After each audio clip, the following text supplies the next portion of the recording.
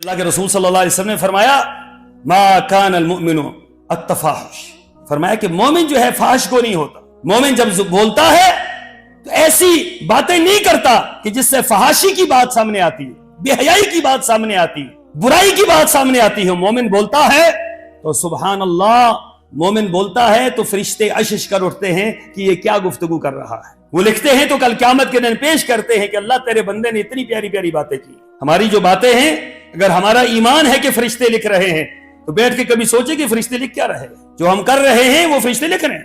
اور کل یہی کچھ جب پیش ہوگا تو بتلائیں، ایک سکرین لگی ہو اور قیامت کے دن ساری دنیا کے لوگ بیٹھے ہوں اور وہ چل جائے میرا سارے کا سارا نظام، جناب یہ تو یہ گفتگو کیا کرتے تھے، ان کا تو یہ معاملات تھے، تو بتائیے کہاں رہے گا بندہ اس وقت؟ کیا اس پر قیامت ٹوٹے گی؟ قیامت کے اندر قیامت ٹوٹے گی کہ انسان کے پلے رہ کیا جائے. اس لیے فرمایا، سیدہ عائشہ صدیقہ رضی اللہ تعالیٰ عنہ فرماتی ہیں رسول اللہ صلی اللہ علیہ وسلم کے پاس ایک یہودی آئے، اس نے کہا السلام علیکم السلام علیکم. تو سیدہ فرماتی ہیں کہ سخت مجھے تکلیف ہوئی اور میں جواب دینے لگی، آپ نے مجھے روک دیا. ایک اور یہودی آیا، اس نے بھی یہی الفاظ کہے السلام علیکم. سامو کا معنی ہے آپ پر موت واقع ہو. وہ بدعا دے رہے تھے اللہ کے رسول صلی اللہ علیہ وسلم، آپ خاموش ہو گئے. پھر ان کو تکلیف ہوئی، سیدہ فرماتی میں نے جواب دینے کی کوشش کی، مجھے خاموش کروا دی. پھر بندہ تیسرا یہودی داخل ہوا، اس نے بھی یہی الفاظ کہے. فرماتی ہے کہ میں بیتاب ہو گئی اور مجھ سے برداشت نہیں ہوا تو میں نے یہ الفاظ کہے وغضب اللہ علیہ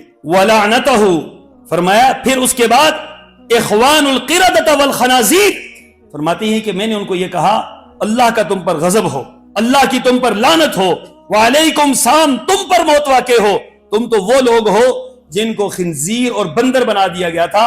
حالانکہ باتیں حضرت عائشہ کی کیا تھی؟ ساری کی ساری ٹھیک تھی، درست تھی، لیکن فرماتی ہیں سرور کونین ناراض ہو گئے. یہودیوں کو جواب دیا جا رہا ہے، آقا تربیت کیا کر رہے ہیں، آپ ناراض ہو گئے. آپ نے فرمایا مہلن یا عائشہ، اے عائشہ رک جا، تو یہ کیا کہہ رہی ہے؟ عائشہ خبردار، زبان تمہاری ہے، منہ تمہارا ہے، گفتگو تمہاری ہے. فرمایا عائشہ جو صاحب ایمان ہوتا ہے وہ اپنی زبان کو کبھی بھی دوسرے کے متعلق غلط استعمال نہیں کرتا.